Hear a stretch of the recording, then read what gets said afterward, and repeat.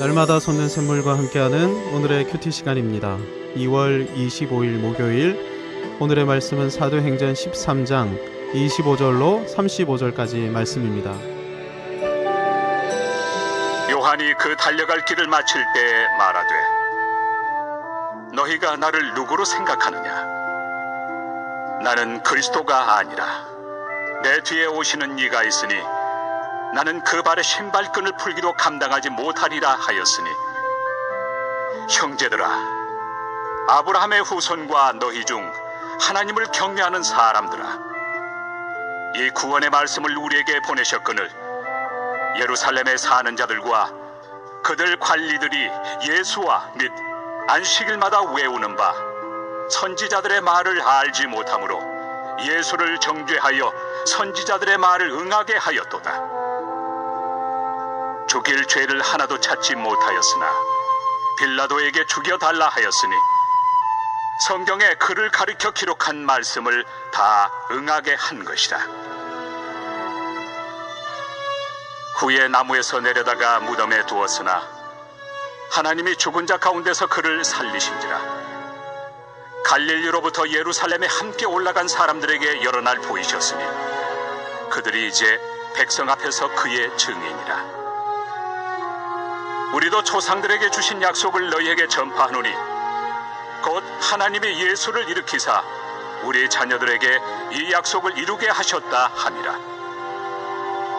시편 2째 편에 기록한 바와 같이 너는 내 아들이라 오늘 너를 낳았다 하셨고, 또 하나님께서 죽은 자 가운데서 그를 일으키사 다시 썩음을 당하지 않게 하실 것을 가르쳐 이르시되, 내가 다윗의 거룩하고 미쁜 은사를 너희에게 주리라 하셨으며, 또 다른 시편에 일렀으되 주의 거룩한 자로 썩음을 당하지 않게 하시리라 하셨느니라. 화요일에 보았던 것처럼 안디옥 교회는 성령의 지시하심 가운데 바울과 바나바를 최초의 공식 땅끝 선교사로 파송하였습니다. 그런데 바울과 바나바를 선교사로 파송하는 일은 결코 쉬운 일이 아니었습니다. 이 두 분은 안디옥 교회에 있어 필수 불가결한, 없어서는 안 되는 핵심 사역자들이었기 때문입니다. 잘 아시는 것처럼 바나바는 안디옥 교회의 초대 담임 목사입니다. 안디옥 교회 부흥을 선도했던 인물인 것인데요. 바울은 어떻습니까? 바나바의 청빙 후로 안디옥 교회의 교육을 총괄하면서 안디옥의 성도들로 하여금 그리스도인이라는 별칭을 얻도록 탁월하게 복음을 가르친 사역자입니다. 안디옥 교회의 두 번째 부흥을 이끌었던 인물이 바울이지요. 부흥을 선도하고 안디옥 교회를 지금의 건강한 교회로 세우는 일에 헌신했던 바울과 바나바를 선교사로 파송한다? 인간적으로는 매우 어려운 일입니다. 하지만 성령으로 충만했던 안디옥 교회는 기쁨으로 이 일을 감당했는데요. 특별히 성령님께서는 안디옥 교회가 이 두 사람을 선교사로 파송하도록 안디옥 교회 지도자 전부에게 음성으로 계시하셨습니다. 저 두 사람을 선교사로 세워 파송한 다음 안디옥 교회가 보내는 선교사로 헌신하라. 이 음성을 지도자 전부가 들었습니다.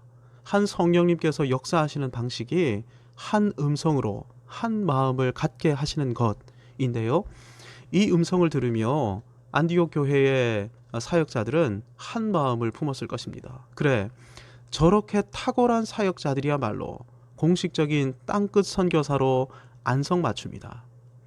안디옥 교회는 성령님의 한 음성에 순종해서 한 마음으로 보내는 선교에 헌신했습니다. 이방 선교에 있어 최적임자인 바울과 바나바, 가장 탁월한 두 분을 선교사로 파송하는 것을 보면서 우리는 어떤 분을 다음 세대 교회의 사역자로 세워야 하는지를 확인할 수 있습니다. 다음 세대 사역을 책임질 수 있는 최적임자. 교회는 어떻게 해서든 교회 내부에서 이런 사람을 발굴해야 합니다. 현재 교회 내부에서 지성, 영성, 가르침의 은사에 있어 가장 탁월한 학생 또는 청년, 이런 사람이 누구인지 알아보고 그로 하여금 신학을 공부하도록 권면할 뿐 아니라 신학 공부에 있어 필요한 모든 형편을 전폭적으로 후원해야 하는 것입니다. 그래야 다음 세대 교회가 든든히 세워져 나갈 수 있게 되는 것이죠. 선교사 역시 마찬가지입니다. 현재 지금 가장 탁월하게 사역하는 사역자들 가운데 언어적 능력을 구비한 분들을 선교사로 파송해야 하고 그분들의 사역을 전적으로 후원해야 하는 것입니다. 그래야 능력 있는 땅끝 선교가 이루어질 수 있는 것이죠. 안디옥 교회의 파송으로 바울과 바나바, 마가 요한까지 더해 1차 선교가 시작됐는데요. 선교팀이 어디를 향해 나갔을까요? 선교 목적지가 어디였을까요? 사도행전 13장 4절을 보면 두 사람이 성령의 보내심을 받아라고 기록되어 있습니다. 바울 일행은 성령의 인도하심 가운데 선교 현장으로 나갔는데 성령의 인도하심의 방향은 분명합니다. 사도행전 1장 8절에 성령님께서 이끄시는 방향이 분명히 기록되어 있기 때문입니다. 성령이 임하시면 예루살렘과 유대와 사마리아와 땅끝을 향해 나아간다. 그래서 바울 일행은 당시 땅끝으로 여겨졌던 서바나, 지금의 스페인을 목적지로 해서 선교 여행을 시작했을 것입니다. 서바나를 향한 여망을 담아 바울이 기록한 서신이 로마서입니다. 로마서 15장 23, 24절에서 바울은 이렇게 말했습니다. 이제는 이 지방에 일할 곳이 없고 또 여러 해 전부터 언제든지 서바나로 갈 때에 너희에게 가기를 바라고 있었으니 이는 지나가는 길에 너희를 먼저 보고 먼저 너희와 사귐으로 얼마간 기쁨을 가진 후에 너희가 그리로 보내주기를 바람이라. 로마서를 기록한 이유는 서바나 선교를 위한 후원을 로마 교회에 요청하기 위한 것이었던 것입니다.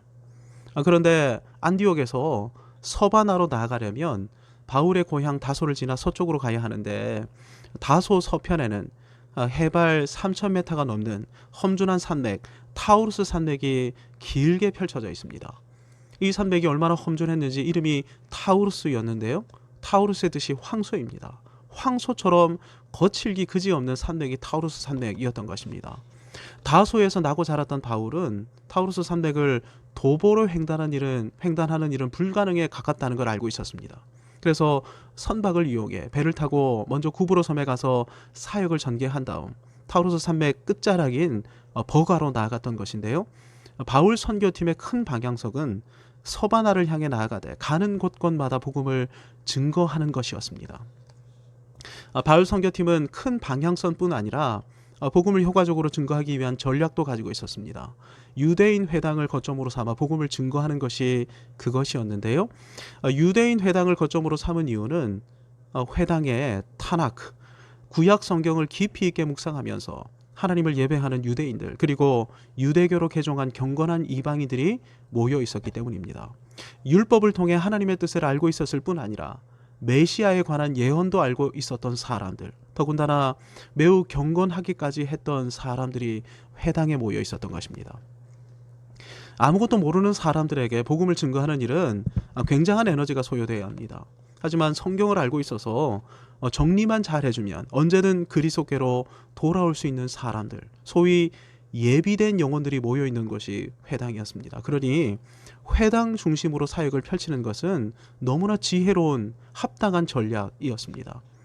더군다나 바울은 가말리알 문화에서 율법학자로 훈련받은 율법 전문가이지 않았습니까?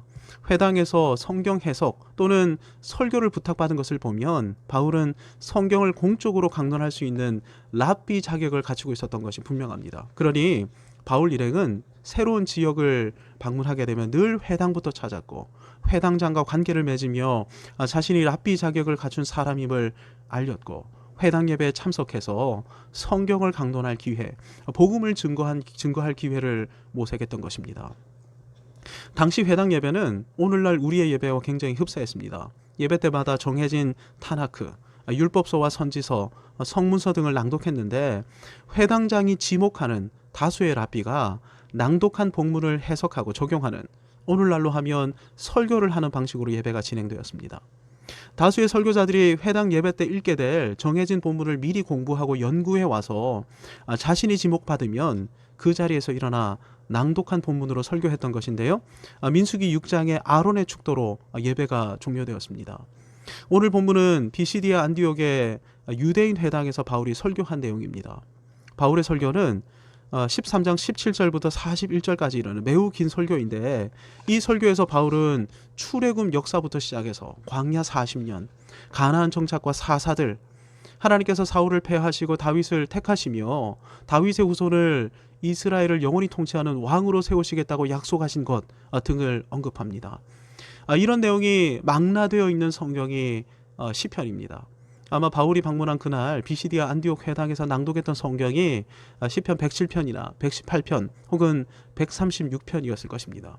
이 시편들은 과거 이스라엘 역사 속에서 그들을 인도하셨던 선하시고 인자하신 여호와 하나님께 감사드리는 시편들인데요. 바울은 이스라엘 역사 가운데서도 다윗 언약에 집중합니다. 다윗 같은 왕으로 이 땅에 오신 다윗의 후손, 이분이 바로 예수님이다, 이렇게 선포했던 것입니다. 예수님은 어떤 분이십니까? 구약의 마지막 선지자였던 세례 요한이 신발끈조차 손댈 수 없을 정도로 거룩하신 분이십니다. 신발끈을 만지려면 반드시 몸을 숙여 엎드려야 하는데요. 엎드림은 경배, 예배의 전형적인 행태이죠. 하나님께서 세우신 선지자가 예수님 발 아래 엎드려 경배하고 있는데, 선지자의 경배를 받으시는 예수님은 선지자가 신발끈조차 손댈 수 없이 거룩하신 분이십니다. 선지자의 경배를 받으시되 거룩하신 분은 하나님 한 분밖에 없으시죠. 지금 바울은 예수님이 거룩하신 하나님이심을 다윗 언약과 세례 요한의 고백을 통해 강력하게 변증하고 있습니다. 얼마 전까지 팔레스틴 땅을 두루 다니시면서 온갖 약한 자와 병든 자, 귀신 들린 자를 고치셨던 예수님은 죄 없는 사람이시면서 동시에 하늘과 땅을 창조하신 하나님이신 것이죠. 그런데 하나님이신 예수님을 유대인들이 어떻게 대했습니까? 본문 27절에서 바울이 이렇게 고발합니다. 예루살렘에 사는 자들과 그들 관리들이 예수와 및 안식일마다 외우는 바 선지자들의 말을 알지 못함으로 예수를 정죄하여. 유대인들은 하나님이신 예수님을 대적했을 뿐만 아니라 정죄하기까지 했고 죽이도록 방조하기까지 했습니다. 하지만 바울은 이 일이 예언의 성취로 일어난 일이라고 선언합니다. 예수님이 정죄당하시고 죽임 당하셔야만 택하신 자들의 죄책을 담당하시고 구원을 완성하실 수 있기 때문입니다. 그래서 바울은 본문의 설교에서 27절 선지자들의 말이 응하게 하였다, 29절 기록된 말씀을 다 응하게 하였다, 33절 기록된 바와 같이, 35절 다른 시편에 일렀으되 그리스도의 십자가 대속적 죽음이 유대인들의 대적과 정죄로 인해 우발적으로 생겨난 사건이 아니라 하나님의 영원하신 섭리 가운데 일어난 분명한 예언의 성취임을 강조하고 있는 것입니다. 하나님이시고 하나님의 아들이신 예수님께서 정죄받고 십자가에 달려 죽으신 이유는 분명 유대인들이 예수님을 제대로 알지 못해서 심지어 예수님을 대적하고 정죄했기 때문이지만 이것조차 하나님의 섭리와 계획 안에 있었던 것이죠. 이 모든 일은 예언된 말씀, 기록된 하나님의 뜻의 성취인 것입니다.